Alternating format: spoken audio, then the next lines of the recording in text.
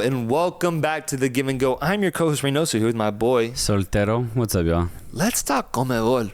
Please. Let's talk, man. We've been covering Asia. We've covered CONCACAF, but I want to set our sights now on CONMEBOL, South American football, brother. Yeah. Let's talk about it because the headlines here are insane, man. It'd be dope to be Paraguayan tonight. It'd be really dope to be from Paraguay. Or Colombian. Or Colombian. Mm-hmm. Or Bolivian. Honestly, yes. No, seriously, honestly, if you're Bolivian, the window you just had, you could not have asked for a better two matches for Bolivia. So, yeah, you could be very happy if you're in a certain part of South America right now, for sure. So then in what country do we start? I think I want to start in Paraguay, Brazil. Let's do it. Because first off, the stadium, Estadio Defensores del Chaco, there you go. Gorgeous. Yeah. With the amount of Paraguayan fanship that showed up to see Paraguay host Brazil. And they also got treated to an absolute screamer. An absolute screamer, dude. The apology needs to be as loud as the disrespect was regarding Diego Gomez, man. We've disrespected that fool plenty times with Inter Miami, man.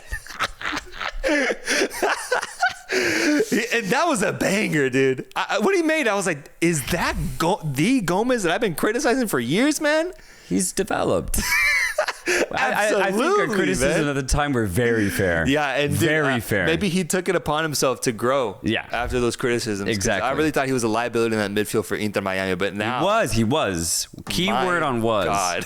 My God. The finish, the tres dedos. Oh my God. Hits the post past Alisson and in. Scenes in Paraguay. Yeah. Golazo. Dude, golazo. And then not only that, but Paraguay held on valiantly.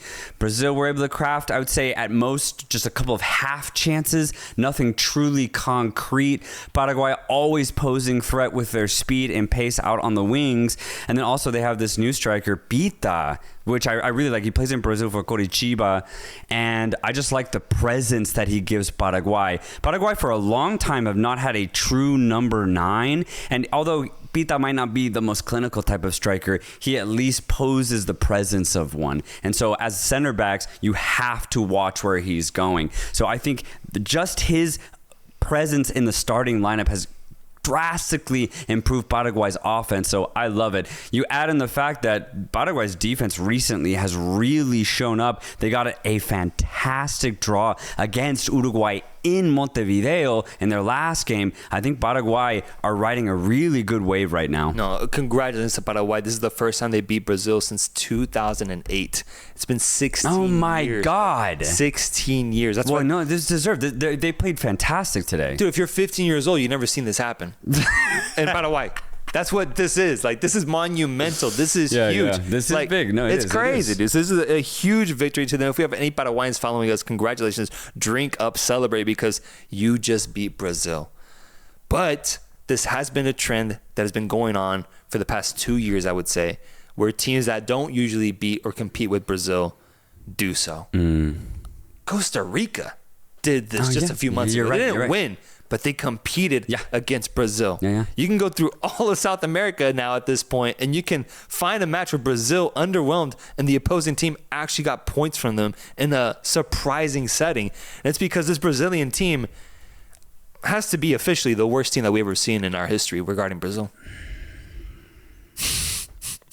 I'm so disappointed in this Brazil side. For as happy as I am for Paraguay and for all the teams that have gotten points from Brazil lately, and as happy as I am for Gomez specifically, because seriously, what a banger to do in your home. Like that's dream. That's fantasy type stuff.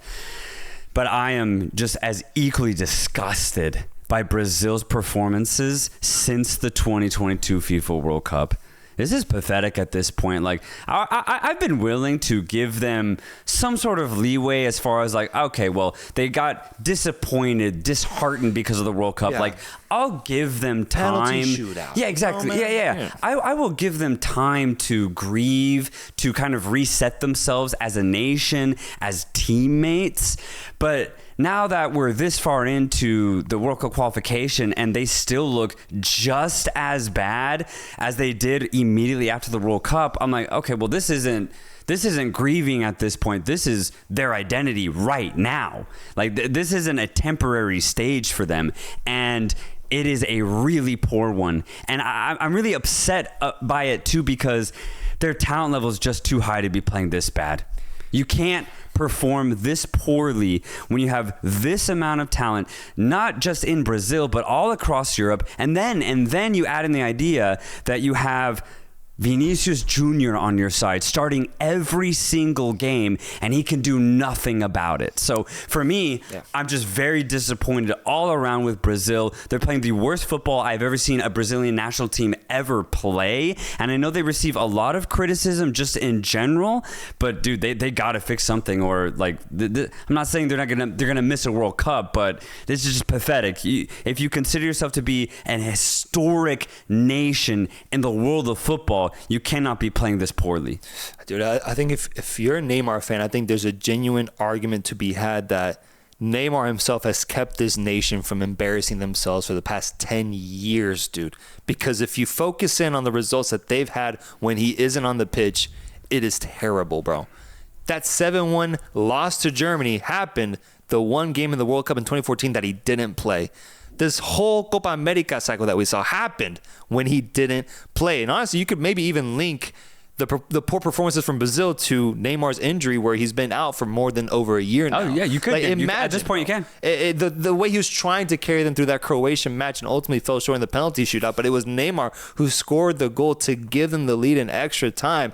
I think there's an argument that Neymar has such an incredible talent, skill set, is such a great player that maybe he himself has been the one stepping up and carrying this nation on his back to the point where he's kept them from embarrassing themselves. Because I look at Vinny, bro, he might be the worst international player relative to how he performs at club level. Yeah. I can't think of another player who performs this poorly with his national team, but then can also be lifting potentially the Ballon d'Or at the club level, bro. That is ridiculous to me. And when I see Vinny play, he needs to be performing better, bro. It's Vinny Jr., bro. He by himself is so individualistic. He can carry and change a game by his own volition. And he's just not doing that with the national team either. So I don't want to be too hard on Vinny, but I think you can kind of apply that to everybody else on this team, bro. They don't perform up to the level that they do with their clubs when it comes time to put on that national team kit. So I just can't believe it, bro, because you get this terrible, terrible product led by Dorito Jr. I have the same exact two takes. One, I will never criticize Neymar looking at this Brazilian team now. I will never criticize him. He literally was born into the biggest footballing country in the world and said, you know what? I will be your savior. And I will win you games, and I will take you to the pinnacle of world football. And he did do that. So now I don't care what he's done with his club career, what he's done with Brazil. The fact that he put Brazil back on the map alone, I will never criticize him for the rest of my life. And then secondly, the idea that Vinicius cannot perform up to the same level, and you already said it too, and I want to reiterate it, every Brazilian national team player is not performing up to par. And that's my biggest thing now, is that it's pathetic. Like, what's going on here? And that's why I like Neymar. That's why I love him 20 times more now, is because when he put on the Brazilian national team shirt, he fucking cared. Mm-hmm. He cared. Mm-hmm. He knew he had all the weight of the entire nation on his shoulders. He was like, I got you guys, because I love you too. Yeah. And they loved him in return. Oh, yeah. And then you look at Vinicius, and I obviously this is just what we see. I don't know if this is actually what's happening, but there's a bit of disrespect when these Brazilian players play in South America, because they're not playing like Brazilians. They're not playing like with the amount of respect that a Brazilian national team should. That's what you're saying. Give everything. Yeah. You're down 1-0 against Paraguay. Okay, well then make it 2 or 3-0, or you go and get goals yourself. Like, do something about it. You have offensive talent. So I just think it's disrespectful that Brazil are allowing themselves to lose and not gain points in the way that they've been for the last basically 2 years now. And so that's why I'm really, really personally upset, because there's just too much talent. It seems like they don't care. So what's going on? You look at a situation like Mexico, at a certain point, you got to stop criticizing, because the talent just isn't there, right? With Brazil, the talent is there, so I'm going to criticize it until they start winning. To the front line, all 3 players that started playing at Real Madrid. Oh, my God. Rodrigo, and Vinicius Jr. Come on, man. Yeah, come on, man. You know what's annoying, though? They might get away with it. Oh, absolutely. It's South America. Anybody can get away with it in South America. Bro. I wish there was real punishment, such as embarrassment for not qualifying to the World Cup as Brazil, dude. Yeah. But regardless, they're still in 5th place. They got a dub against Ecuador last game, so they're good. You can finish in 7th. I know, man. You realize that? Only 3 teams get punished. Only 3. It's ridiculous, bro. The one year where they expand the qualifying, and that's when Brazil decides to play like this, because I wish that they could feel actual pressure, dude. We might not get that until the final match if they are still in this place. Yeah. But the way it's going, I could see them doing just enough to get in that 5th or 6th position where they qualify automatically with no drama. And that's the frustrating part, because a team that plays at this level with the talent that they have deserves to feel some sort of pressure, some sort of weight, and ultimately some sort of disappointment if they don't come through. So that frustrates me, man. That frustrates me. And they end up losing to Paraguay here for the first time in 16 years, but they're still 2 places above them. Yeah.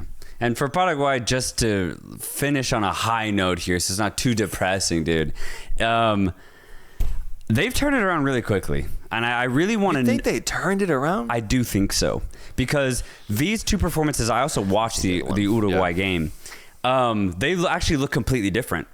It's the same coach. It's the same players, right? Adding Pita. Also, by the way, Pita Cuiabá, not Coritiba. That's on me. I apologize. They've played with so much more aggression in these last 2 matches, and if they can just repeat, not the clinicality, right? Not that. If they can just repeat the aggression that they've brought to these last 2 games, Paraguay's going to be really tough to beat.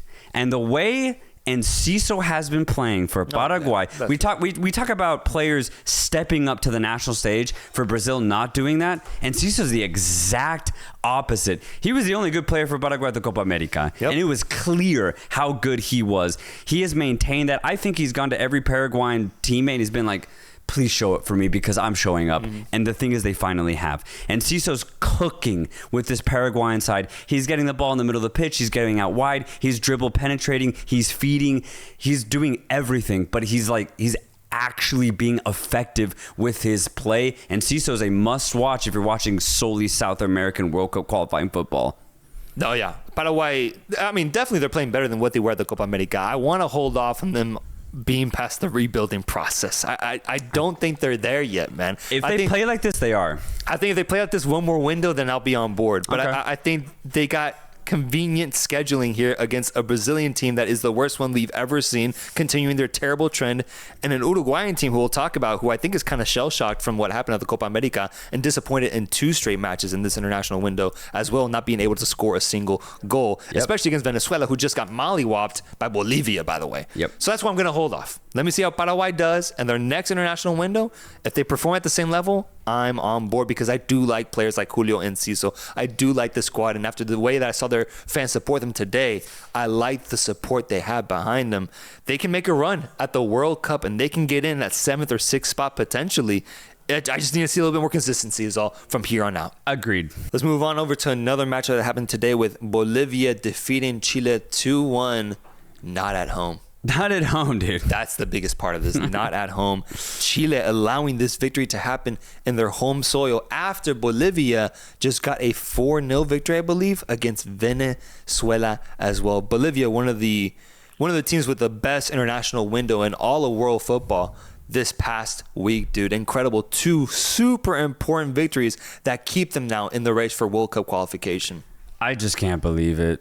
Apparently, they picked a stadium that was even more higher altitude than their usual one that they played at, and it worked that first game against Venezuela. It worked. Four goals, and I looked at the highlights. Unfortunately, I couldn't catch the game, but dude, they look like prime Barcelona at times. I'm not even kidding. Go watch the highlights, and they were playing one-touch football, passing the ball through 40 yards of space, and then finishing brilliantly. Like, it was beautiful football. Venezuela looked shook the way that Bolivia were playing. It was amazing to see. And, like, seriously, consider the idea. Bolivia, who were horrible at the Copa America, scored 4 goals in one game. 2, I could maybe believe. 3, I'm like, okay, you're tripping. 4, you're on crack. You're smoking crack, bro. But they actually did it. They scored 4 goals against Venezuela. And then they go on the road against, albeit a lowly Chile side, but they still get the win. And the goal that they conceded was actually just a goalkeeping error. Oh, that goal was the Shaq and a Fu goal of the international break. What so stupid was that goal? I've never seen anything like that. Goalkeeper stumbles, pretends he's injured, and leaves the ball out right in front of him. And Chile's offensive player, I don't remember who it was, just carries the ball into the back of the net. Easiest goal I've ever seen. A complete mistake from the goalkeeper, and there you have it. Chile gets a goal on the board, but they still end up losing. Bolivia with 6 goals is insane over 2 matches. It's insane. Bro, this team lost to USA. Like, terribly. They lost to Uruguay terribly, bro. They couldn't pass more than 3 passes together. They couldn't chain them together in the Copa America. That's crazy. And that's why I still don't want Bolivia to qualify for a World Cup. No disrespect, because I don't think they can play outside of South America, bro. I don't think they can. Okay. I think it's a cultural thing. Okay. Like, they're down to do it for their type of people.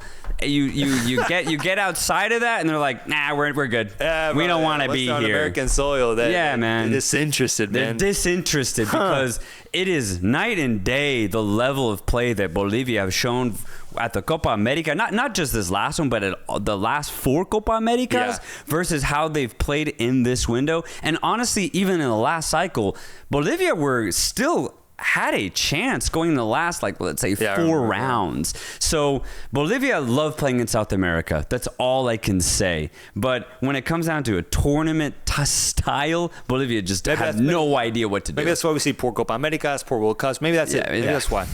But look, I'm going to be a little bit more hopeful on them, a little more optimistic, because I am impressed with what just happened. And I'm more disappointed in a team like Chile. Because this team, the Chileans and the South Americans try to sell me on Chile going into the Copa America. And I bought that shit, man. I bought that shit. I thought they had more impressive players on paper, guys between like 22, 24, 25 years old that were playing well either in Europe or domestically. I just thought, you know what? Gareca guiding these guys. I'm on board. Maybe they're not doing great in qualification, but you know what? For a knockout tournament setting, they're going to do great.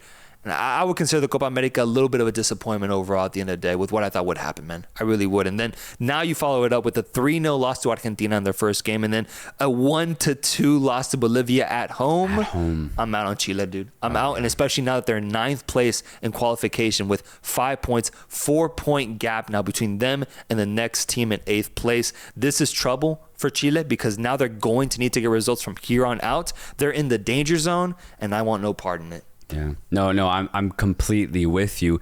I've criticized Mexico for their drop-off from their golden generation. I think officially Chile's is now worse. It's a worse drop-off from their golden generation because, well, first off, Chile have missed a couple of World Cups, right?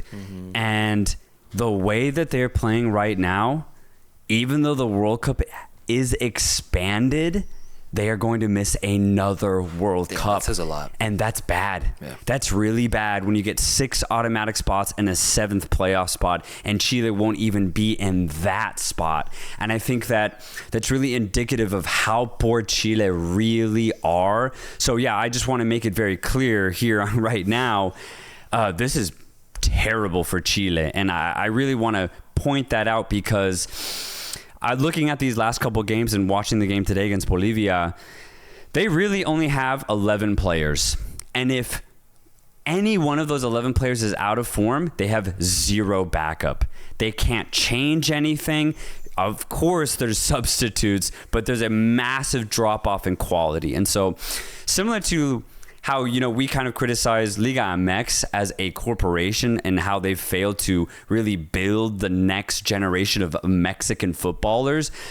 I ask the question out to any Chileans out there because I'm genuinely curious, what the fuck is going on in Chile? This is terrible. The footballers that they've produced over the last, let's say, tight 5-6 years is simply not cutting it. And the drop-off between the players that they had 10 to 15 years ago, it's just not even close. No, man, it's not even close. It's not even close. The next generation of Chilean footballers are bang average and low-key below average. And I just think it's very surprising considering Chile's pedigree and considering the high-level players that they once produced. So I'm just very surprised by this at the end of the day, because I was with you. There was a moment where I was like, Chile could probably figure this out, but the way that they've started off this qualifying campaign, I think it's going to be very difficult to figure out. Yeah, if Gareca can't save them, I don't think anyone will. Yeah. I think they're beyond saving at this point. Chile in 9th place with 5 points. Bolivia now with 9 points, I believe, in 8th place. Yes. Massive window for them.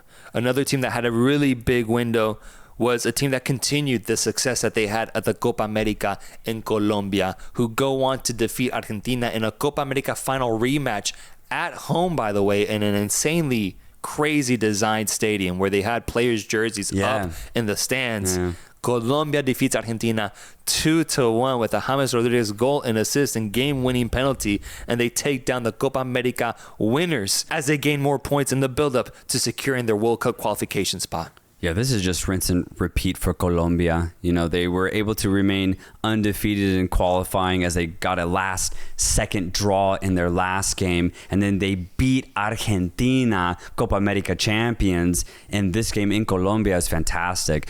And when Nico Gonzalez got that equalizing goal off of, honestly, a pretty bad back pass from James Rodriguez, I thought Argentina were going to take over and actually completely turn the tables and get a victory in Colombia, because for the next 10-15 minutes, Argentina were creating a lot of space. They were creating a lot of danger. But then Colombia's nerve showed up once again, and they're able to get a really good moment where a penalty is drawn. James Rodriguez steps up and he finishes it beautifully. And I think it was just really telling of how real this Colombia side is. Obviously going to the Copa America final was massive. But for them to just keep it going, I think that's what impresses me the most. It's so easy to take this next window off from the summer off, but they didn't. Yeah. They kept it up, and I'm really, really impressed with Colombia. They are a team that you just absolutely cannot mess with. No, you can't. They're now in 2nd place, and they're undefeated in 8 games. Undefeated in CONMEBOL qualification with 16 points. Yeah. Argentina with 18. But conceding 2 losses, Argentina, I believe, one to Uruguay, now to Colombia, and starting to, in a way, adjust to the idea of playing with no Di Maria and no Messi. Obviously, Di Maria retired from international duty. Thank you for your services, an incredible player. But Messi will continue playing for the national team. He's just injured right now, so he's taking a break. Yeah. But it's interesting to see Argentina try to answer that question of how will they deal without these 2 star players in their future. What we saw in that first game of the international window, I think, was a great sign. Defeating Chile 3-0 and Julian Alvarez stepping up and scoring a banger, I thought was just a great sign of Argentina still got it. They're a great team, and against most teams, they can definitely handle themselves. But I wonder how the absence of a guy like Lionel Messi, even at 38 years of age in this game, what kind of impact that has on even just the mental factor of Colombia and going up against a team as strong as the world champions in Argentina. Do you still see Argentina as invincible, though, if Messi's fully healthy and on the pitch, even at his old age, though? I'm going to say yes. I agree. Yeah. I think so.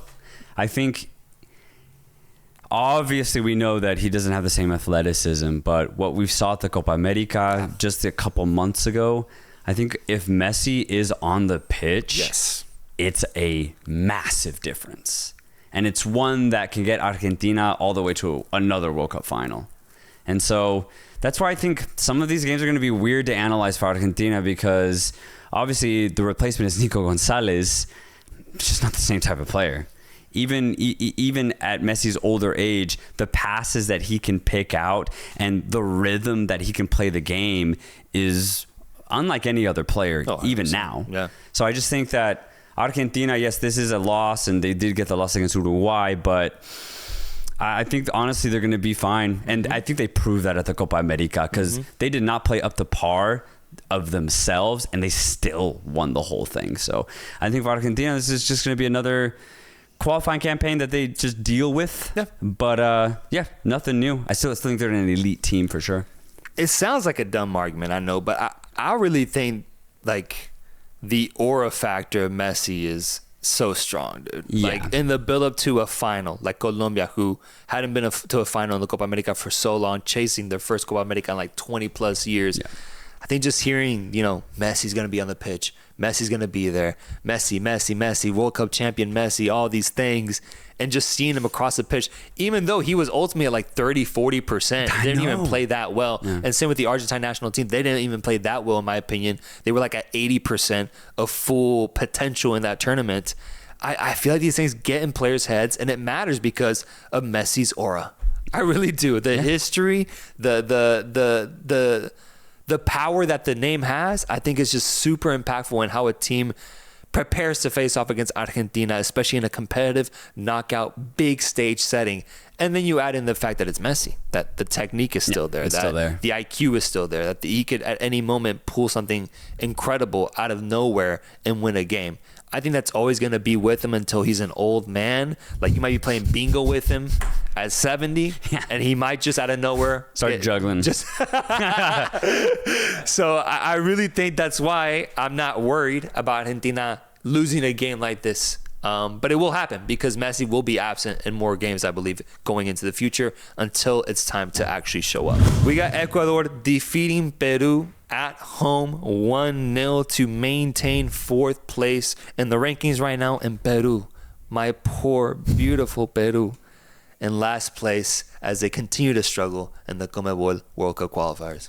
Yeah, I wasn't able to catch this game. I actually did see Peru play against Colombia, and they almost won that match. But I think Peru have a clear ceiling, and it is just that they can scrap up to their opponent's level. So Colombia weren't fully up for it in Lima, and Peru took advantage of that because, they can put a body on their opponent. They can sprint just as fast. They can be just as aggressive.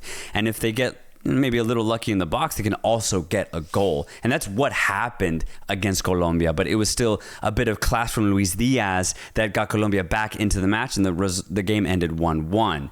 So that was a really good game for Peru, but that's as good as I think it can get. So you play against a team like Ecuador, Peru can only match up to their opponent scrap-wise, and I think that's exactly what happened here. Ecuador caught themselves in a really difficult, feisty match against Peru, and they get a really nice goal off of a diagonal ball, finds Ener Valencia to crash it in, and they do end up winning. But for Peru, I think this is going to be the reality for a while, man. I just think that they can fight, they can play up to their opponent, but to win, I just don't see Peru having any sort of luck, any sort of momentum that they could really use. And I definitely see Peru alongside Chile as one of the worst teams in the region. Grim.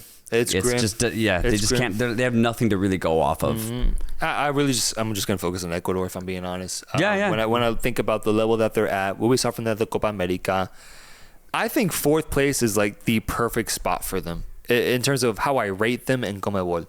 4th best team, unless Brazil wakes up, because they're a point behind them. If they wake up and they just get a win streak going, I can see them overtaking Ecuador. But I think 4th place is right where I see Ecuador finishing this tournament off, because they're not better than Argentina, they're not better than Colombia, they're not better than Uruguay. They lost to Brazil, but that's a back and forth type team. They're definitely better than Venezuela, definitely better than Paraguay, Bolivia, Chile, Peru.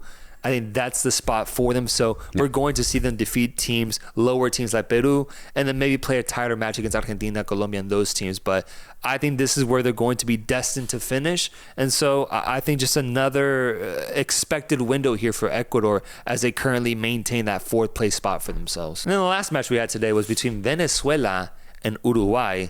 Venezuela looking to bounce back after the surprising trashing that happened in Bolivia. And Uruguay with weird vibes as they get another 0-0 draw in Venezuela after drawing 0-0 to Paraguay as well. This to me just feels like a really weird, almost limbo-like setting that Uruguay has put themselves in to just start off this new campaign. I'm not concerned, but this is weird, bro. This is weird to see from Uruguay so far. It's really strange, and I actually agree in the sense that I think the way they ended the Copa America has shocked a lot of these players. Obviously, they're missing a couple because of how it ended, right? With the fight in the stands, a couple of bans were given to some players. But just in general, the way that they've played these last 2 matches, the energy that they had going into the Copa America is just not there. And what's even crazier is that you could see Bielsa just as confused on the sideline, because he was the most angry I've ever seen him. He was on both games in the second half. He was just screaming at his players, because I think he even noticed they just weren't doing what he had asked them to do.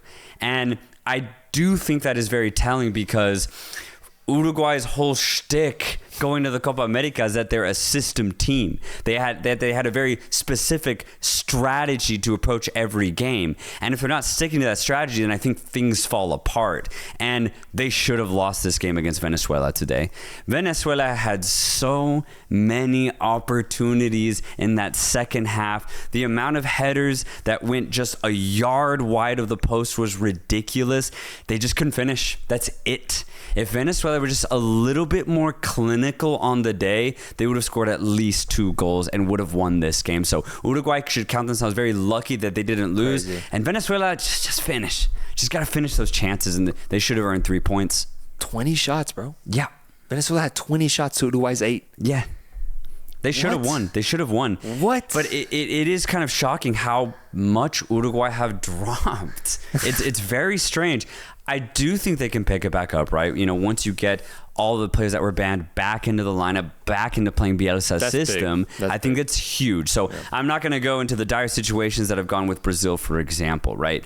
But I just do think it's very, very weird that Uruguay look very different than they did literally just a couple months ago. Yeah, they're missing the best player in their midfield, the best player in their offense. Right. I can see why they're missing that killer threat. But still, I would think that with the players that they have, because they're class, I would think that they'd be able to handle themselves and at least be able to get 1 goal in 2 matches, given how much goal and chance creation they had at the Copa America. So that's really surprising. And for Venezuela, I mean, what a bipolar international window. Oh, bro. dude. Because they basically outplayed Uruguay in this game. Yeah. Unlucky to get a goal, but that was that Bolivia game then, man. It's the altitude. I literally have to chalk it up to that. Like, I didn't believe in it, but after you lose 4-0, I think I fully believe in it. We need to go. We need to go. We need to run we need to run 6 miles here in Texas, and then we need to run 6 miles in Bolivia in the same temperature and see how much harder it is. Because I need to know now. Yeah. I need to know. We just need to record a 2-hour podcast here, 2-hour podcast up there. And see, like, when we run out of breath. We're, like, lightheaded as hell over there.